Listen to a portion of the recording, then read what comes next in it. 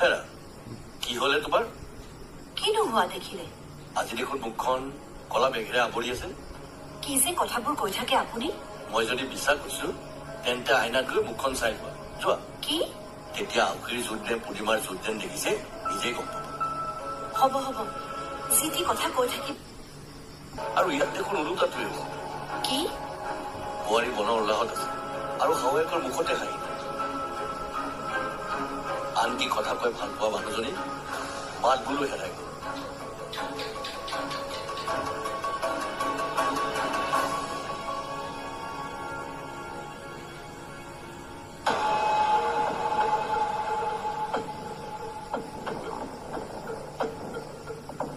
কেতিয়াবা নিজকে দুখী দুখী লাগি থকা অনুশোচনাও হয় যে মই সেই বিয়াৰ দিনটোত মই সকলো জানিও কিয় মুখেৰে নামাতিলো। সেই সময়ত মই কিয় সাহস নকৰিলো? অলপ সাহস কৰি দেউতাক কথাবোৰ কোৱা হলে যে মই দুহিতাৰ আগৰ সকলো কথাই জানো, তেতিয়া দুহিতা আৰু আপোনালোকে আমাৰ পৰিয়ালৰ আগত অপমান বোধ কৰিবলগীয়া নহলহেঁতেন। হ'ব দিয়া, যিটো হৈ গ'ল সেইটোতো আৰু সলনি কৰিব নোৱাৰি। কিন্তু দেউতা, আমাৰ বিয়াৰ দিনা যি হ'ল সেয়া কেৱল মোৰ বাবে হ'ল। তাৰ বাবে আপুনি মোক ক্ষমা কৰি দিয়ক।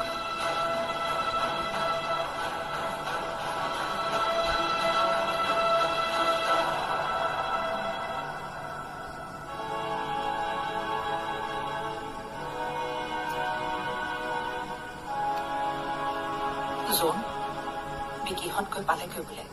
হয় নেকি? গৈ পাই সি ফোন কৰিছিলে। আজি চাগে বৰ মাক দেউতাকৰ মন তাক খুব ভাল লাগিব ন? ভাল নহবনে? ইমান দিনৰ পিছত নিজৰ ছোৱালীজনীক দেখা পাইছে। আজি চাগে বিয়নী মনটো উখল মাখল লাগি আছে। তাকেতো দুহিতা তালৈ যোৱাৰ বাবে বৰ ভাল লাগিছে। নহলে মোৰ এনেকুৱা লাগি আছিল যে ছোৱালীজনী মাক দেউতাকৰ পৰা আমিয়ে দূৰত ৰাখিছো, ঘৰখনৰ পৰা আঁতৰ কৰি ৰাখিছিলো। বাইদেউ, মোৰ ছোৱালীজনীও যদি বিয়া হৈ পেলাই মাহ কি মাহ যদি ঘৰলৈ নাহে, মোৰ তেতিয়াহলে মনটো কিমান বেয়া লাগিলে হয়। মই যেনেকৈ মাক, বিয়নীও এগৰাকী তেনেকৈ মাক। সেইকাৰণে মই বুজি পাওঁ যে এগৰাকী মাকে নিজৰ ছোৱালীজনীক নেদেখিলে মনটোত কিমান দুখ পাব পাৰে। তুমি মোক ক্ষমা খুজিব নালাগে। তুমি মোক এটা প্ৰশ্নৰ উত্তৰ দিয়া। কি উত্তৰ দিলা? তুমি মোক আৰু মৰমীক সন্মান কৰা নে?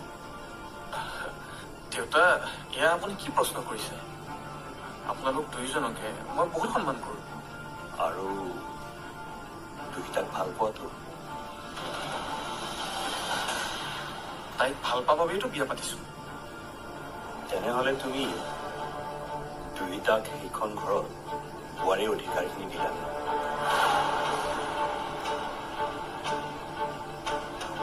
তাইক বাৰু বিয়ৈ বোৱাৰী হিচাপে মানি ল'ব পাৰিলে? এতিয়ালৈকে দেউতাই তাইক বোৱাৰীৰ স্থান দিয়া নাই।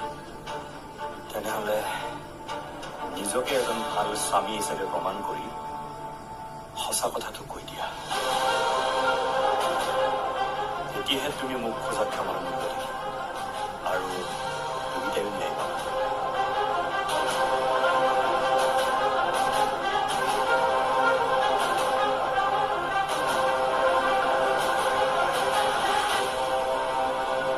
মোৰ বিনা অনুমতি দুইটা মাকৰ ঘৰলৈ গ'ল কেনেকে? কাক সুধি গৈছিল?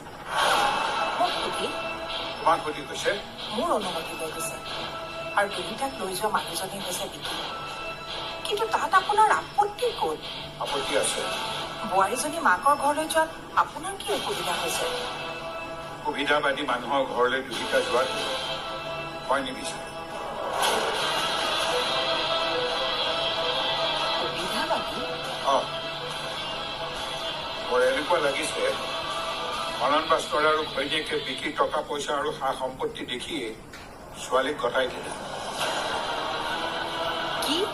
আৰু দুহিতাৰ জৰিয়তে সময়ে সময়ে ইহঁতে টকা পইচাবোৰ সৰকাই থাকিব পাৰে। কিন্তু আৰু সেইখন ঘৰলৈকে তুমি দুহিতাক পঠিয়াই দিলা।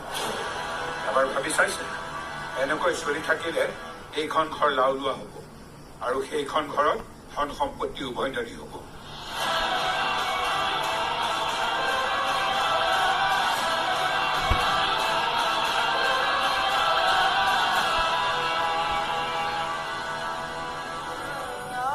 মা লৰালৰিকৈ আহিলো বাবে লাৰু পিঠা একোৱে বনাই অনা নহল। হ'ব দে, আমি যে তহঁত দুটাৰ মুখকেইখন দেখা পালো, আমাৰ কাৰণে তিয়াই গ'ল।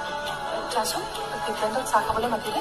মা শুনচোন, কথা এটা সুধো। বিক্ৰান্তে বাৰুতো ভাল ব্যৱহাৰ কৰেনে? মা, এই প্ৰশ্নটো তুমি কিয় কৰিলা? এনেই সুধিছো, কচোন। বিক্ৰান্তে তোক সেইখন ঘৰত সা-সন্মানে ৰাখিছেনে? ৰাখিছে মা। এখেতে মোক বহুত মৰম কৰে। আজিকালি এখেতে নিজৰ খংটো নিয়ন্ত্ৰণ কৰে, কেৱল মোৰ বাবে।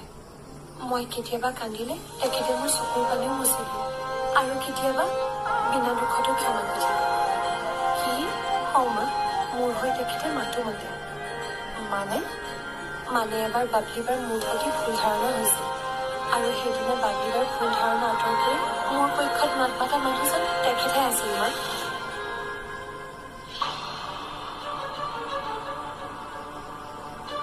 নাই বা তই ভুল বুজিছ। অথনিৰ পৰা তই কিয় কৈ আছ মই ভুল বুজি আছো বুলি বিকি? কাৰণ তোৰ মিছ আণ্ডাৰষ্টেণ্ডিং হৈছে। ক'ত? কোনখিনিত মোৰ মিছ আণ্ডাৰষ্টেণ্ডিং হৈছে? দুইটাক বুজা। মানে মই দুইটা ভুল বুজিছো। বা তোৰ ক'ৰবাত কিবা এটা বুজাত গণ্ডগোল হৈছে, কাৰণ দুইটা তেনেকুৱা নহয়। তাই এনেকুৱা এটা কাম কেতিয়াও কৰিব নোৱাৰে। কি? সেইকাৰণে তই দুইটাক সন্দেহ নকৰিবি।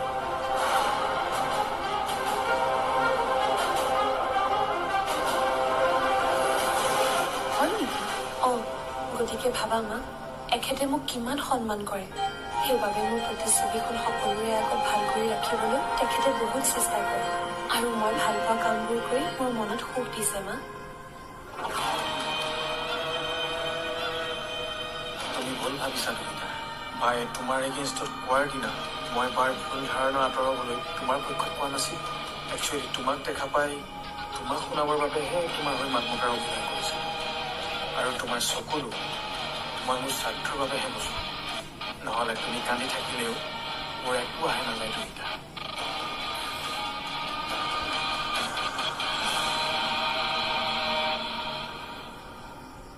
অনুৰাগৰ এতিয়া বোলে অফিচত কামৰ প্ৰেছাৰ বাঢ়িছে। হয় নেকি? সেইকাৰণে চাগে সি তোমালৈ ফোন কৰিব পৰা নাই। আগতেতো ঘনাই ঘনাই ফোন কৰিছিল। আজি মইহে অনুৰাগলৈ ফোন কৰিছিলো, সি কিন্তু মোলৈ কৰা নাই। আৰু অন্তৰলৈ তাকে ফোন কৰিছিল। তাইলৈকো কৰা নাই চাগে, সময়ে পোৱা নাই বেচেৰাই। অনুৰাগে মোলৈ ফোন কৰিছিল মা। এবাৰ নহয় 3বাৰকৈ কৰিছিল। সময়ে সময়ে কিবা খালো নে নাই সকলো সুধিছিল।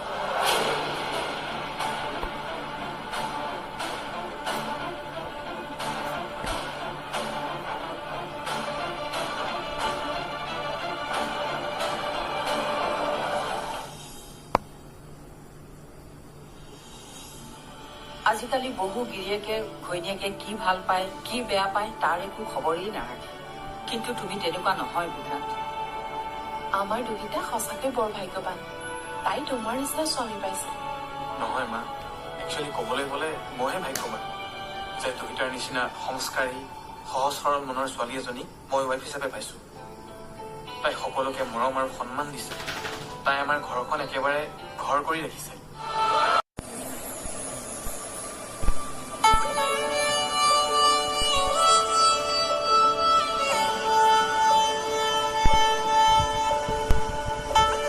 মই এতিয়া কৈ থাকো দিয়া দুইটা। আজি ৰাতিটো ইয়াতে থাকিব, কালিলৈ ৰাতিপুৱাই ঘৰলৈ গুচি যাব। তোমাক ইয়াত এৰি থৈ যাব পৰা হ'লে মই তোমাক ইয়াত অকলে এৰি থৈ নগলোহেঁতেন। কেতিয়াও নগলোহেঁতেন। আজি মোৰ গাড়ীৰ আগৰ চিটটো খালী হৈ থাকিব জানা, আনকি মোৰ ৰুমটো।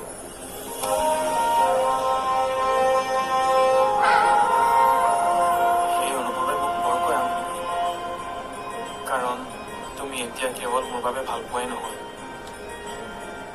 মোৰ অভ্যাস।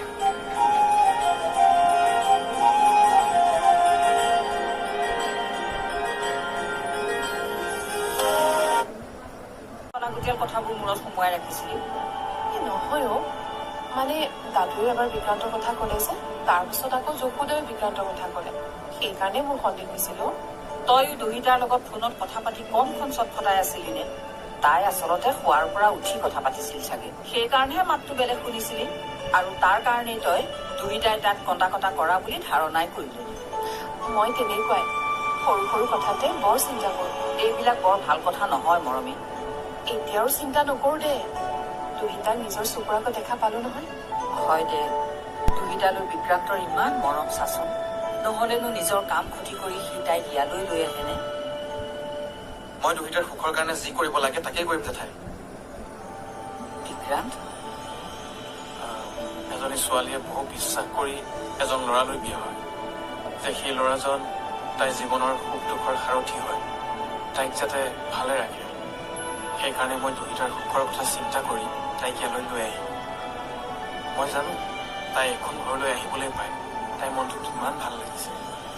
আজিকালি বহু গিৰিয়েকে ঘৈণীয়েকে কি ভাল পায় কি বেয়া পায় তাৰ একো খবৰেই নাৰাখে। কিন্তু তুমি তেনেকুৱা নহয় বিক্ৰান্ত। আমাৰ দুহিতা সঁচাকৈ বৰ ভাগ্যৱান, তাই তোমাৰ নিচিনা ছোৱালী পাইছে। নহয় মা, একচুৱেলি ক'বলৈ গ'লে মইহে ভাগ্যৱান যে দুহিতাৰ নিচিনা সংস্কাৰী সহজ সৰল মনৰ ছোৱালী এজনীক মই ৱাইফ হিচাপে পাইছোঁ। তাই সকলোকে মৰম আৰু সন্মান দিছে। তাই আমাৰ ঘৰখন একেবাৰে ঘৰ কৰি ৰাখিছে। এয়া মোৰ ভনী আৰু ভনী জোৱাইৰ সংস্কাৰ। এনেকুৱা এখন ঘৰৰ লগত সম্বন্ধ গঢ়িবলৈ পাই মই সঁচাকৈ প্ৰাউড ফিল কৰিছোঁ। ধন্যবাদ মা, মোৰ কথা মানি আপুনি দুহিতাৰ দৰে লখিমী এজনীক মোলৈ বিয়া দিয়াৰ বাবে।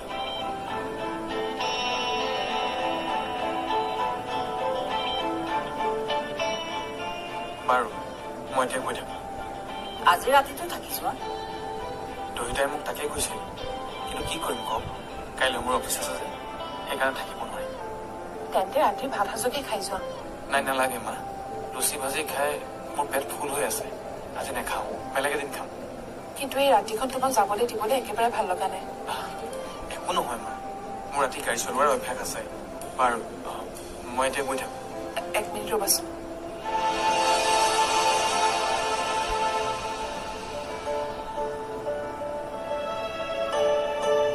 মা, কি হ'ল? বিক্ৰান্ত, এইটো লোৱাচোন। মা, এইবোৰনো আপুনি কিয় দিব লাগে? আচলতে বিহুতেই আনি থোৱা আছিল। সেইদিনা তোমালোক আহিম বুলিও আহিব নোৱাৰিলা যে, সেইবাবেই এতিয়া দিছে। ধন্যবাদ মা, এতিয়া মই আহোঁ। ঠিক আছে।